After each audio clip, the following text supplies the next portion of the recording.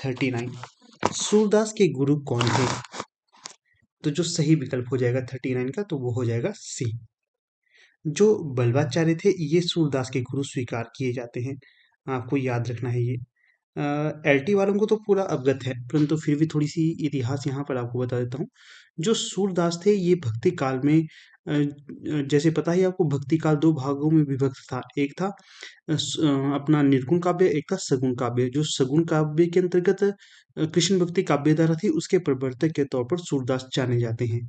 ठीक है, तो इनके गुरु थे बल्वाचार्य। थोड़ा सा और आपको पढ़कर बता देता हूँ। सूरदास हिंदी साहित्य में भक्ति काल के कृष्ण अष्ट छाप कवियों में अग्रणी हैं। महाकवि सूरदास वात्सल्य रस के सम्राट माने जाते हैं। किस रस के सम्राट माने जाते हैं? वात्सल्य रस के सम्राट माने जाते हैं। सूरदास ने भगवत के 12 स्कंदों पर 1.25 लाख पदों की रचना की, जिनमें से अब 500 पद ही उपलब्ध हैं, जो सूर सागर में संकलित हैं। ऐसा माना जाता है कि सूरदास जन्मांध थे, लेकिन इस विषय में अभी भी मतभेद है। आगरा के समीप गौघाट पर इनकी मुलाकात बल्वाचार्य जी से हुई थी और वे उनके शिष्य बन गए। बल्वाचार्य ने ही उनको पुष्टि मार्ग में दीक्षा देकर कृष्ण लीला के पद गाने का आदेश दिया था। बहुत इंपॉर्टेंट प्रश्न है ये। ठीक है, आपका आपने ध्यान रखना, आपको डायरेक्ट इनडायरेक्ट परीक्षा में पूछा जा सकता है ये। फिर प्रश्न संख्या देखिए 40। यहाँ पर क्या पूछा जा रहा है? तो प्रश्न संख्या 40 में पूछा जा रहा है, छंद पढ़ते समय आने वाले विराम को क्या कहा जाता है? जब आप छंद पढ़ते हो उस समय जो विराम आता है उसे क्या कहते हैं? तो जब आप छंद पढ़ते हो उस समय जो विराम आता है उसे कहा जाता है यति। क्या कहा जाता है? यति कहा जाता है उसे। ठीक है, ध्यान रखना आपने। छंद में नियमित वर्ण या मात्रा पर सांस लेने के लिए रुकना पड़ता है। क्यों रुकना पड़ता है? नियमित वर्ण या मात्रा पर सांस लेने के लिए। इसी रुकने के स्थान को यति कहा जाता है। किसे यति कहा जाता है? रुकने के स्थान को यति कहा जाता है। छोटे छंदों में साधारणतः यति चरण के अंत में होती है, लेकिन बड़े छंदों में एक ही चरण में एक से अधिक यति या विराम होते हैं, तो इसका भी आप ध्यान रखिएगा। अगला प्रश्न है यहाँ पर 41 में क्या पूछा गया है?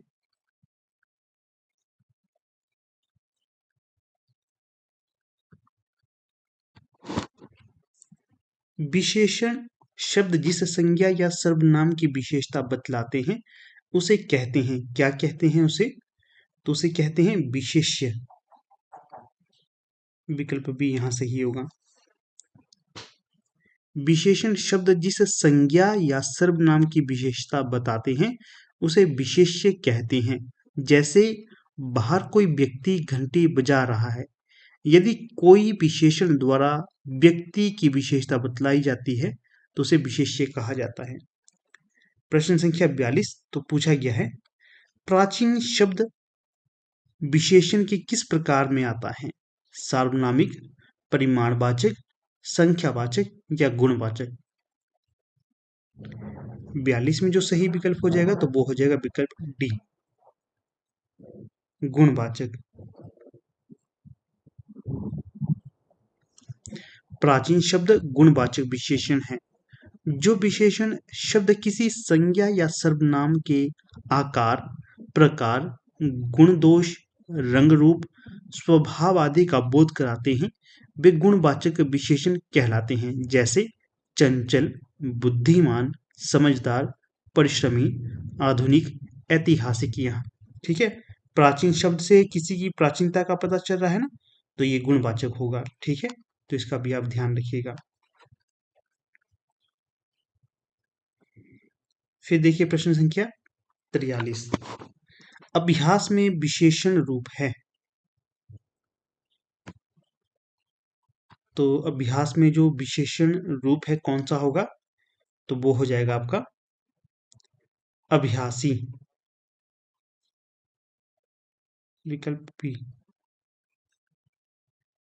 फिर प्रश्न देखिए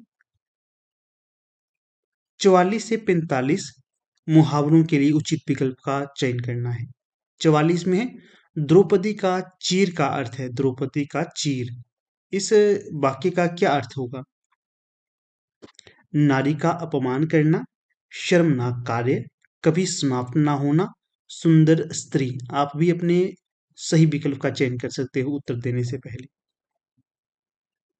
तो सी सही विकल्प होगा, कभी समाप्त ना होना। क्या? कभी समाप्त ना होना, 44 का सी। क्यों द्रौपदी का चीर? क्यों? क्योंकि भगवान श्री कृष्ण ने जो शक्ति प्रदान की थी उस कारण भगवान श्री कृष्ण का जो सहयोग था, इसका द्रौपदी का चीर जो बस्तर था कभी खत्म नहीं हुआ था ना।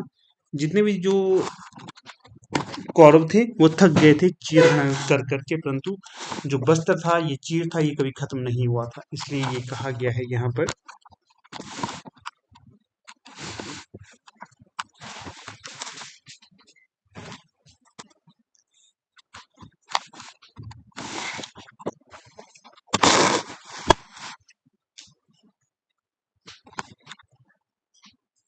फिर प्रश्न संख्या है 45। यहाँ पर क्या पूछा गया है?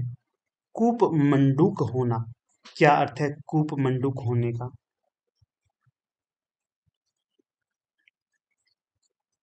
कुएं में गिरना, मूर्ख होना, मात देना।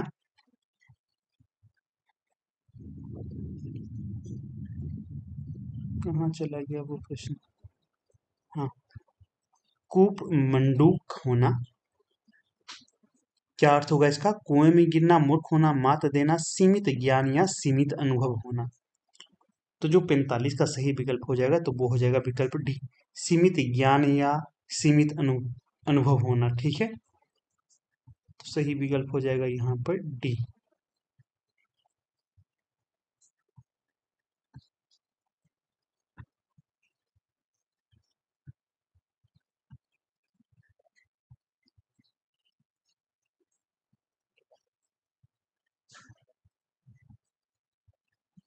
अगला प्रश्न क्या है? इस प्रश्न में वाक्य के पहले और अंतिम भाग को क्रमशः 1 और 6 की संख्या दी गई है। बीच में आने वाले अंश को 4 भागों में बांटकर यरलव संख्या दी गई है।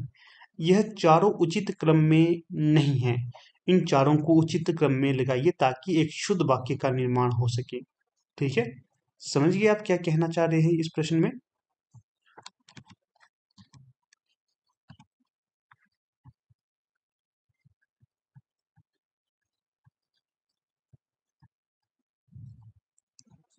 तो एक क्रम में लगाने हैं ये सारे। जैसे सामाजिक जीवन में क्रोध की जरूरत बराबर पड़ती है। मनुष्य दूसरों के द्वारा पहुंचाए जाने जाने वाले बहुत से, यदि क्रोध ना हो तो कष्टों की चिर निवृत्ति का उपाय ही ना कर सके। ठीक है, तो अगर हम इसका सही मिलान करते हैं तो ये होगा सही 46 में। तो वो किस प्रकार से होगा? देखिए, नंबरिंग कर लेते हैं यहाँ पर।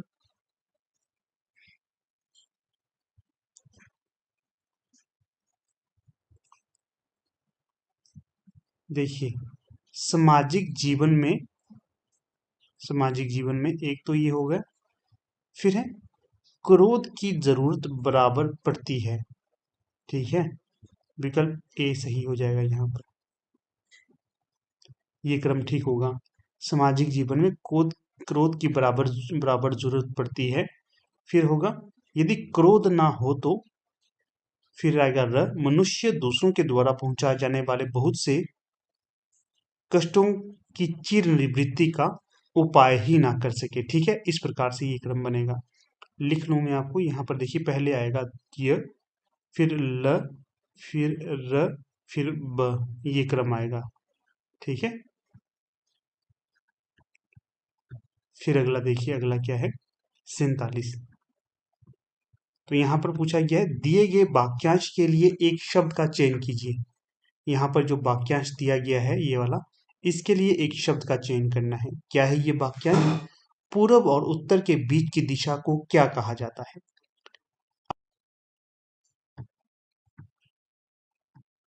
तो प्रश्न संख्या है 47।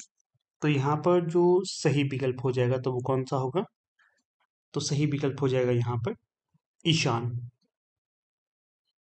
पूरब और उत्तर के बीच की दिशा को ईशान कहा जाता है। 47 का सही विकल्प होगा बी। अगला प्रश्न है 48 में पूछा गया है वलय शब्द का अर्थ चिन्हित कीजिए। तो चार विकल्प दिए गए हैं, इनमें जो सही उत्तर होगा तो उसका आप चयन कर लीजिए। तो सही हो जाएगा 48 का गोलाकार घेरा। फिर प्रश्न संख्या है 49, नीचे दिए गए शब्दों में से अव्ययीभाव समास का चयन कीजिए। अव्ययीभाव समास का चयन करना है। तो जो 49 में सही विकल्प हो जाएगा तो वो हो जाएगा आपका आजीवन। ये अव्ययीभाव समास होगा। फिर प्रश्न संख्या है 50, ठीक समय पर आ जाना में कौन सा कारक होगा। ठीक समय पर आ जाना, इसमें कौन सा कारक है। तो 50 का जो सही विकल्प हो जाएगा तो वो हो जाएगा आपका अधिकरण। अधिकरण वह कारक जो क्रिया के समय स्थान अवसर आदि का बोध कराए तो वहां अधिकरण कारक होता है। जैसे चिड़िया पेड़ पर बैठी हैं, ठीक समय पर आ जाना, घड़े में पानी है, ये सारे। फिर है 51, यहाँ पर क्या पूछा गया है मंदिर मंदिरा युग्म का उपयुक्त अर्थ वाला युग्म कौन सा है। मंदिर और मंदिरा, इसका मंदिर का क्या होता है पूजा घर, गुफा घर, देवालय। देखिए पूजा घर भी माना जाता है, देवालय भी माना जाता है, इसलिए ऐसे जल्दी में उत्तर बता देता, थोड़ा सा आपको सॉल्व करवा रहा हूँ। ये तो दोस्त सही नहीं होंगे। मंदिर और गुफा भी नहीं कहा जाता और घर भी नहीं कहा जाता, ठीक है। यहाँ पर बचे हैं पूजा घर और देवालय। और मंदिरा का क्या अर्थ होता है। मंदिरा का मंदिरा तो पुजारी नहीं होगा, तो अशुभशाला हो सकता है, ठीक है। तो इस प्रकार से आप एलिमिनेट भी किया करिए जब आप क्वेश्चन सॉल्व करते हैं परीक्षा में। तो 51 का सही विकल्प होगा डी, देवालय और अशुभशाला। देवालय मतलब भगवान का घर, अशुभशाला मतलब जहाँ अशुभों का घोड़ों की शाला होती है। तो 51 का सही विकल्प हो जाएगा डी।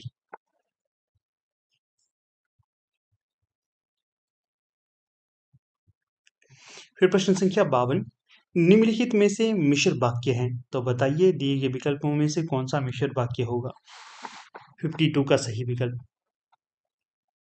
तो 52 का जो सही विकल्प हो जाएगा तो वो हो जाएगा विकल्प डी, जो ही वह घर से निकला वर्षा होने लगी। 52 का डी।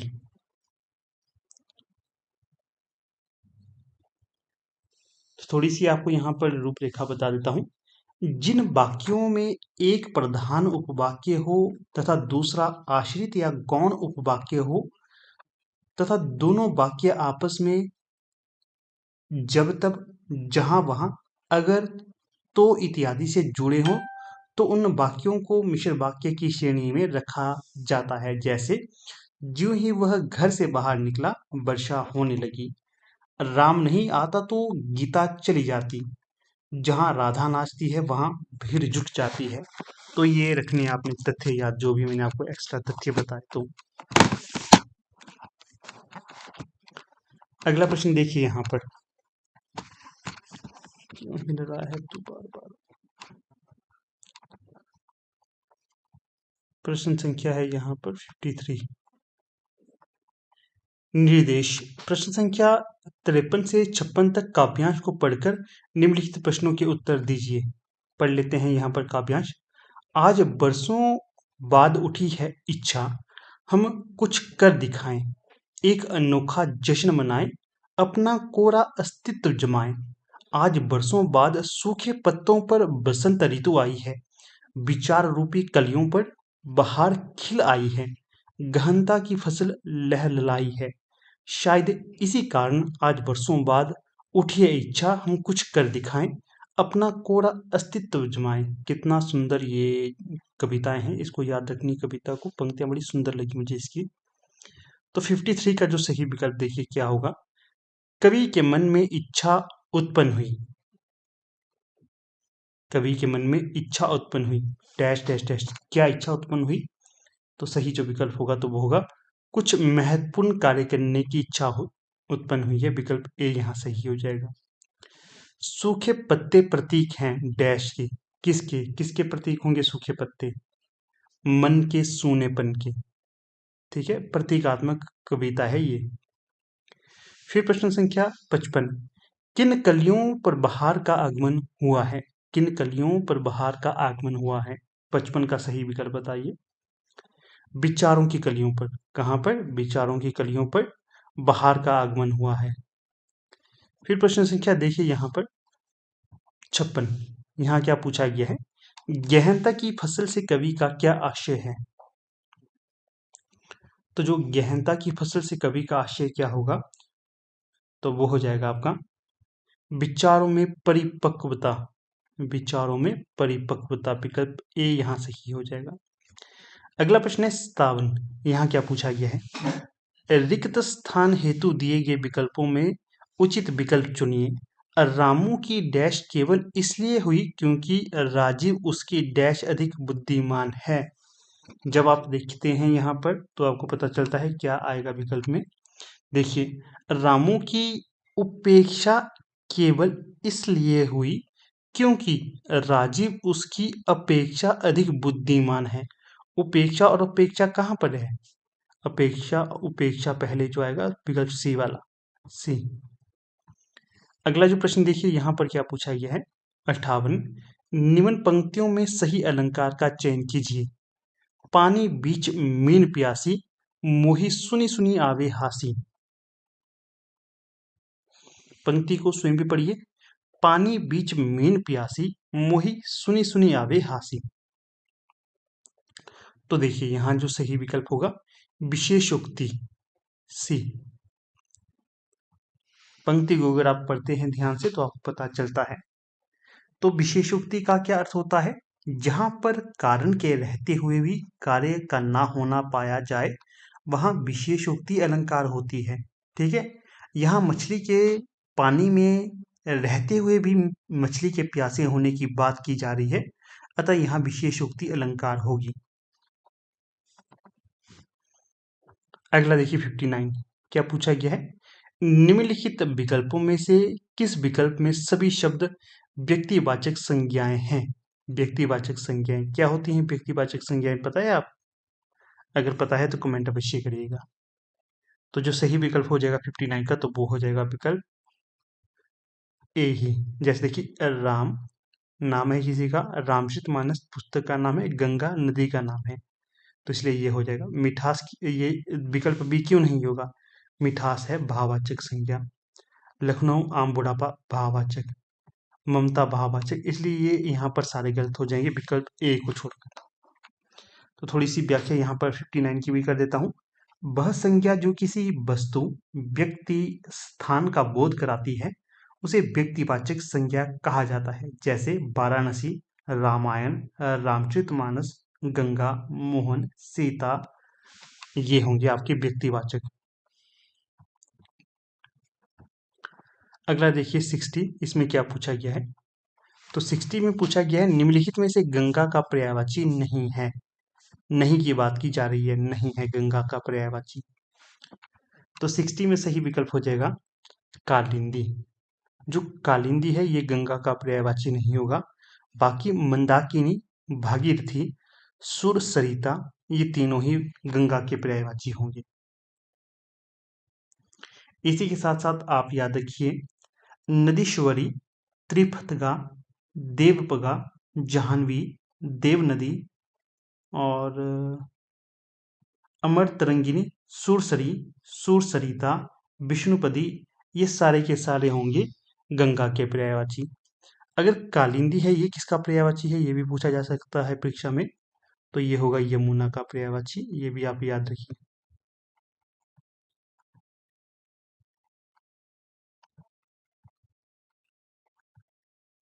ठीक है, तो 60 का सही विकल्प होगा सी। अगला प्रश्न देखिए यहाँ 61, सही बर्तनी शब्द का चयन कीजिए। किस विकल्प में सही बर्तनी का प्रयोग किया गया है? अवनति, श्रृंगार, मुश्किल, मातृभूमि। तो 61 जब आप देखते हो तो यहाँ पर जो सही विकल्प हो जाएगा तो वो हो जाएगा आपका विकल्प बी। जो श्रृंगार लिखा गया है ये शुद्ध रूप होगा, बाकी जो जितने भी विकल्प लिखे गए हैं ये शुद्ध नहीं होंगे। अवनति भी नहीं, मुश्किल भी नहीं, मातृभूमि भी नहीं, इस प्रकार से नहीं लिखे जाते हैं ये, ठीक है। जो अवनति है इसमें दो आधा न नहीं आएगा, एक ही न आएगा, ठीक है। मुश्किल में भी श आधा आएगा। मात्र नहीं होता है, मातृभूमि होता है, मातृभूमि, ठीक है। तो ये भी आपने ध्यान रखना है, ये भी तथ्य आपसे डायरेक्ट इनडायरेक्ट पूछे जा सकते हैं। फिर प्रश्न संख्या यहाँ पर 20 सही होगा। फिर प्रश्न संख्या 62, समूहार्थक शब्द चिन्हित कीजिए। समूहार्थक शब्द अर्थात समूह का भाव कहाँ से निकल रहा है, पुरुष से, स्त्री से, मनुष्य से या फिर भीड़ से। तो जो 62 का सही विकल्प होगा तो वो होगा डी, भीड़। समूह बन रहा है ना भीड़ में। फिर प्रश्न संख्या 63, आंशिक शब्द में प्रत्यय क्या है। आंशिक शब्द में कौन सा प्रत्यय है। तो जो 63 का सही विकल्प हो जाएगा तो कौन सा होगा, तो सही जो विकल्प हो जाएगा वो हो जाएगा सी, इक। आंशिक में इक प्रत्यय का प्रयोग किया गया है। फिर देखिए प्रश्न संख्या यहाँ है 64, नीचे दिए गए वाक्य के त्रुटिपूर्ण खंड को चिन्हित कीजिए। यदि कोई त्रुटि ना हो तो भाग डी, जो डी भाग को चिन्हित कीजिए, ठीक है। तो डी भाग का कोई त्रुटि नहीं है, अगर जो त्रुटि है तो वो बतानी है। पुलिस द्वारा चोरी का माल बरामद हो गया है। तो ये पंक्ति बनानी थी, इसमें जो त्रुटि नहीं, जो त्रुटि होगी तो उसका चयन करना, नहीं होगी तो विकल्प डी का चयन करना है। तो 64 का जो सही विकल्प होगा तो कौन सा होगा,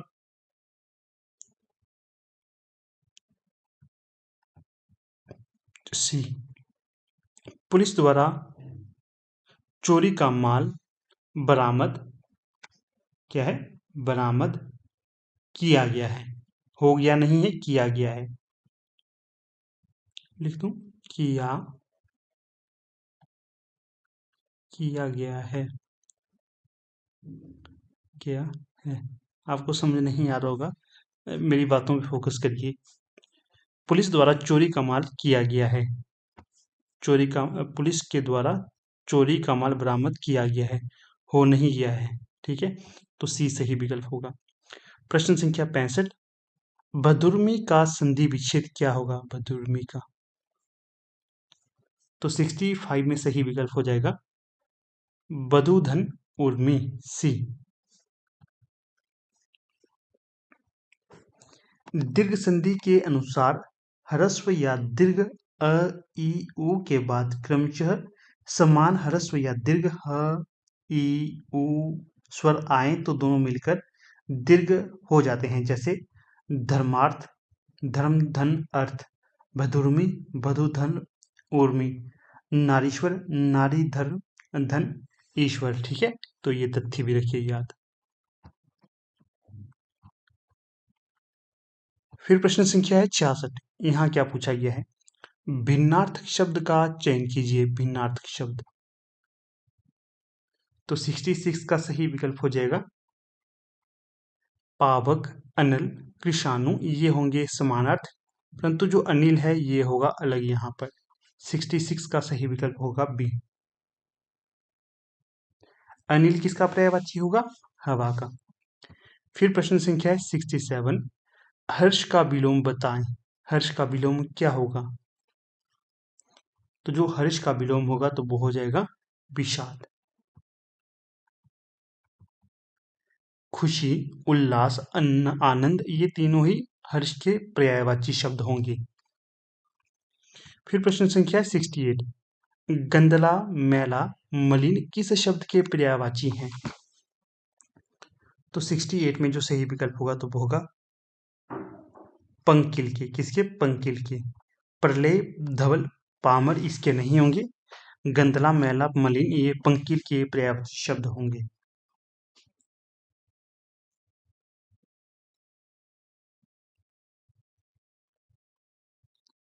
अगर बात की जाए, किसकी बात की जाए, प्रलय का क्या, प्रलय का अर्थ होता है विनाश। पामर का अर्थ होता है दुष्ट, धवल का अर्थ होता है उजला। ठीक है, और यही है महत्वपूर्ण चीजें जो बतानी थी आपको। फिर अगला प्रश्न है 69, कर्कश का विलोम नीचे दिए गए विकल्पों में से चुने। कर्कश का, तो 69 में सही होगा मधुर। कर्कश का विलोम होगा मधुर। बाकी कठोर, विवेकी, विनम्र इसके पर्यायवाची होंगे। फिर 70 से 71 वाक्यांशों के लिए एक उचित विकल्प का चयन करना है। 70 में है, जो इंद्र पर विजय प्राप्त कर चुका हो उसे क्या कहते हैं। तो 70 का सही विकल्प होता है इंद्रजीत। इंद्रजीत के नाम पर जाना जाता है किसे? रावण का पुत्र था इंद्रजीत। ठीक है, तो इसे इसका ध्यान रखना है। जो इंद्रियों पर विजय प्राप्त कर लेता है उसे क्या कहा जाता है? जितेंद्रिय। ये उच्च कुल में पैदा व्यक्ति, इसके लिए क्या कहेंगे? 71 का उच्च कुल में पैदा होने वाले व्यक्ति को क्या कहा जाता है? तो ये कहा जाता है कुलीन। क्या? कुलीन कहा जाता है, विकल्प डी। फिर प्रश्न संख्या देखिए यहाँ पर 72, ईश्वर तुम्हें दीर्घायु दे, अर्थ के आधार पर वाक्य का भेद बताएं। तो सही जो विकल्प हो जाएगा तो वो हो जाएगा आपका विकल्प 72 का हो जाएगा विकल्प सी।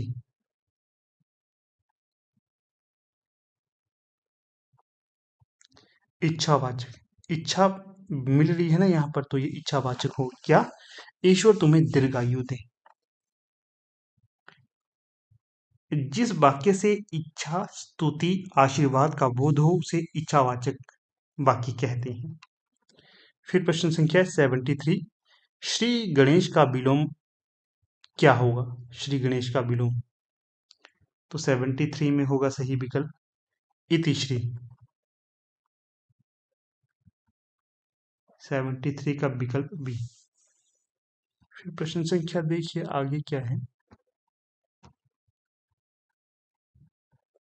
उत्तर तालिका दिख गई, कोई बात नहीं, दिख गई।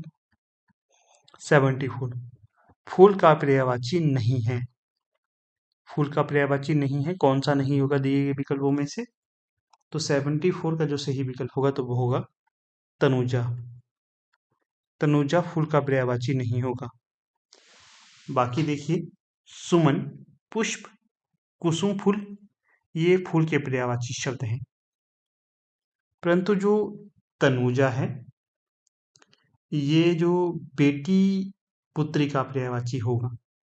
ठीक है, ये भी आपने याद रखना है। प्रश्न संख्या 75, किस रस को रसराज कहा जाता है? तो किस रस को रसराज कहा जाता है? तो ये कहा जाता है आपकी श्रृंगार रस को। 75 का सही विकल्प होगा सी।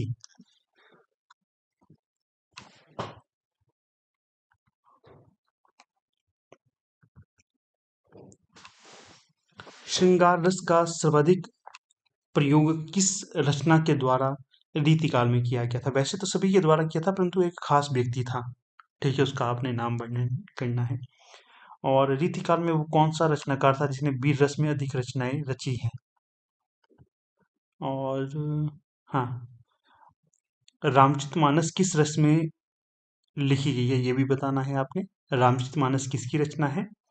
और सूरदास को किस रस का सम्राट कहा जाता है? तो ये दो चार तथ्य मैंने आपको एक्स्ट्रा पूछे हैं, तो इनका आपने जोर देकर उत्तर देना है, आपको लाभ मिलेगा। बाकी देखिए, फिर से कहूंगा, अगर अभी तक आप हमारे टेलीग्राम, व्हाट्सएप इत्यादि ग्रुप्स के साथ नहीं जुड़े हैं तो उनके साथ आप जुड़ सकते हो। लिंक डिस्क्रिप्शन बॉक्स में दे दिए गए हैं। अगर आप लोग तैयारी कर रहे हैं एलटी टेट, एलटी कमीशन के लिए, तो इसके लिए हमारे ऑनलाइन बैच चले हुए हैं, आप उनमें एनरोल हो सकते हो। साथ में ही हमारी टीम के द्वारा हार्ड कॉपी नोट्स भी अब अवेलेबल करवाए जाते हैं। कोई भी अगर इंटरेस्टेड कैंडिडेट है, उन्हें परचेज करना चाहता है तो परचेज कर सकता है। ठीक है, तो अधिक समय नहीं लेंगे, अब यहाँ पर अपनी वीडियो का समापन कर लेते हैं। अगर वीडियो आपको बेनिफिट लगती है, वीडियो से कुछ भी बेनिफिट आपको मिल रहा है, बेनिफिशियल है, तो अवश्य वीडियो को लाइक, शेयर और चैनल को सब्सक्राइब करिएगा। ठीक है, तो धन्यवाद। यहाँ पर अब अपनी वीडियो का समापन कर लेते हैं। आप लोग वीडियो के अंदर बन रहे, इसका बहुत बहुत धन्यवाद।